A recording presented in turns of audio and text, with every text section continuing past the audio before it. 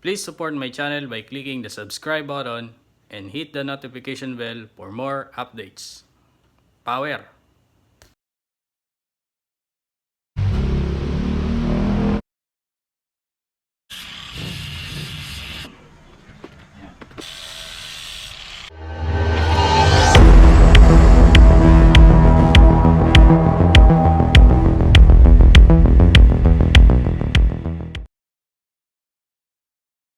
Bali yan guys, no?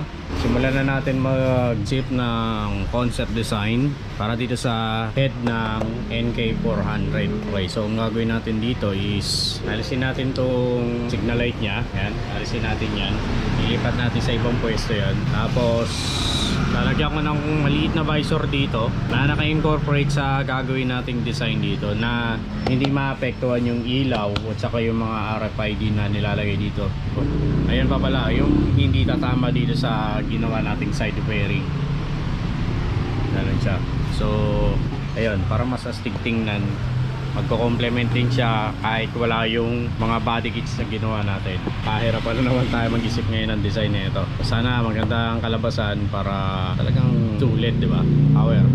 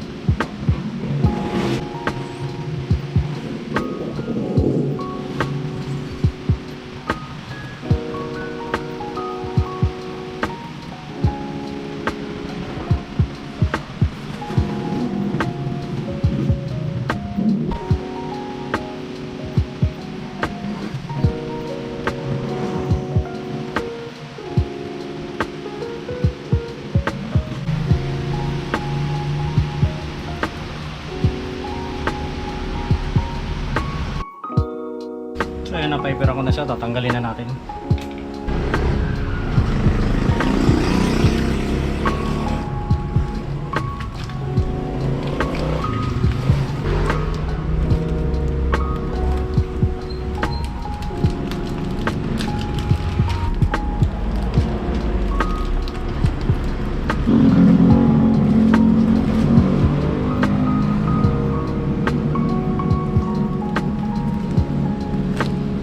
ito na yung mga nilagay ko rito, tapos doblehin ko yung ano niya.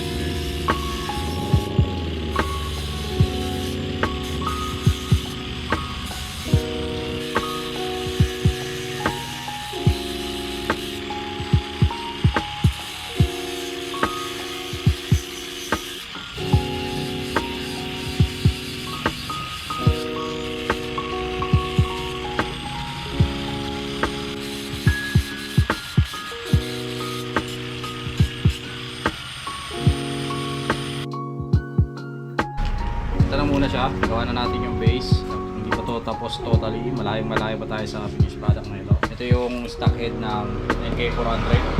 Tinanggal natin yung pagkakakabit ng mga signal light nya. Tapos ito, ganito yun siya. Tapos tatapusin ko lang muna yung mga fittings nyan. Tapos syempre marami pa tayong babaguhin dito. And dito sa may dito banda, isipan ko kung ito yung ilalagay ko, kasi ito yung una kong ginawa. Kaya lang parang medyo kwadrado siya, pero yung iba nagugustuhan yung pagka-itsura na ito, no? Pero yung iba gusto talaga yung parang medyo aggressive. Nga lang medyo babawasan ko to para hindi siya mukhang adventure bike yung dating niya, no? So pwede siyang nakaganyan, pwedeng nakaganyan or pwedeng nakaganito, depende. Basta gagawin natin ng lagayan ng mga tornilyuan nito. So yun, ganyan siya. O ano yun hindi pa totally tapos. Kaya parang mga kanto-kanto pa lahat yan. Medyo hindi pa ganun ka pulito yung mga yan.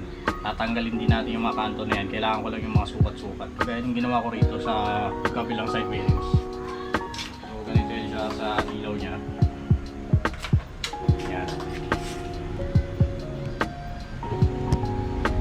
Yung sa ilaw niya, ito yung sa low beam, ito yung sa high beam.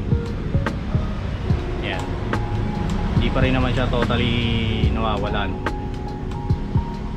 Yan, ano pa rin, may ilaw pa rin siya.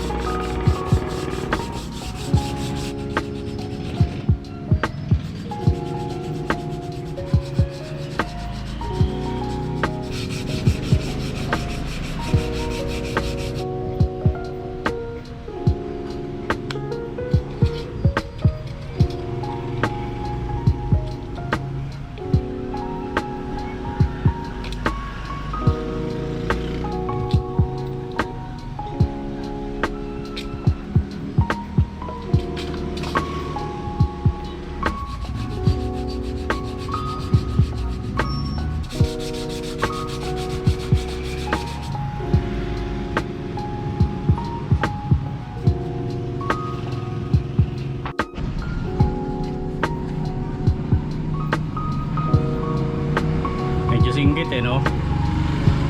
Bawasan natin ng kalbag.